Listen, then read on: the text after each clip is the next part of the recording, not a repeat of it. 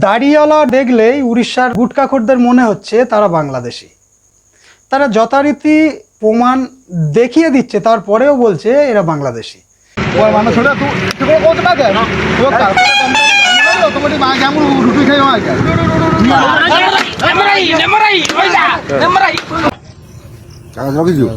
গাড়ি কাগজ দেখা রুম রে গাই রখিছু এই সুগু নেই তাতে গাঁরে পଶିବୁ ନୁହେଁ କଣ କରିବୁ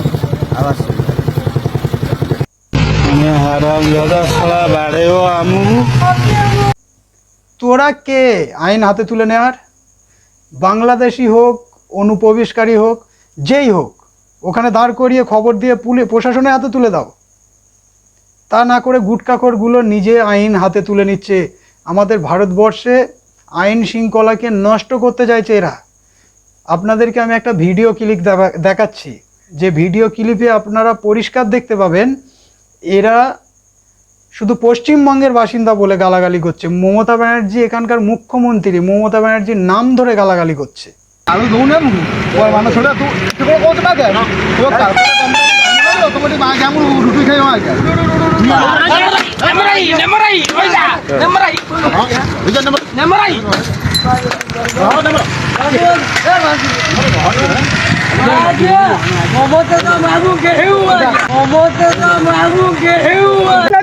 ইন্ডিয়া পার্টি টোটাল নাই তুমি আম হিন্দু লোক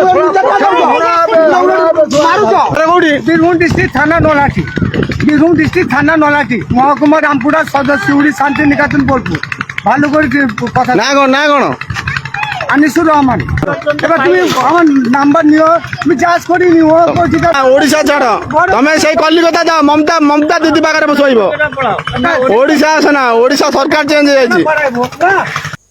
তাহলে এরা কি করতে চাইছে? এরা দেশে অশান্তি বাঁধাতে চাইছে, এরা অন্য কিছু করতে চাইছে।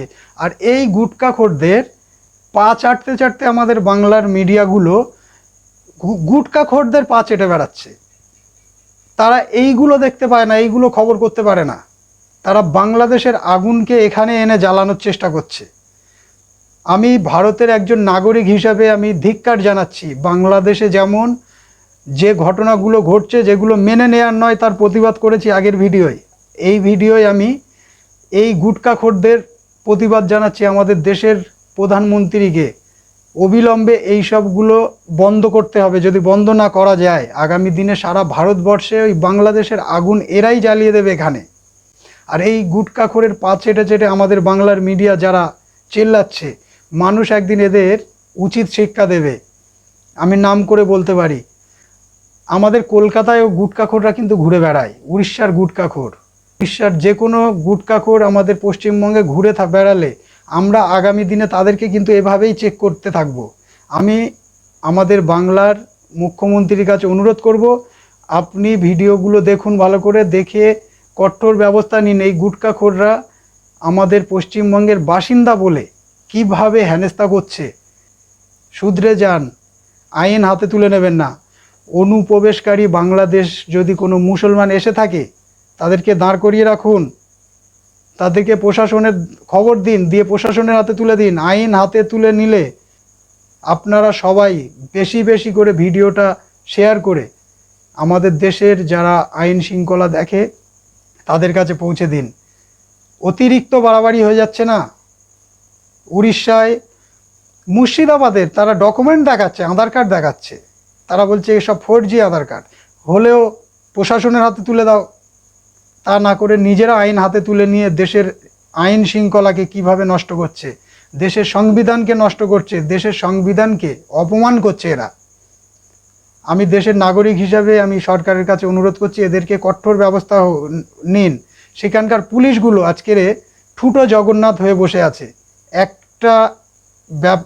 এদের বিরুদ্ধে একটাও ব্যবস্থা নিচ্ছে না।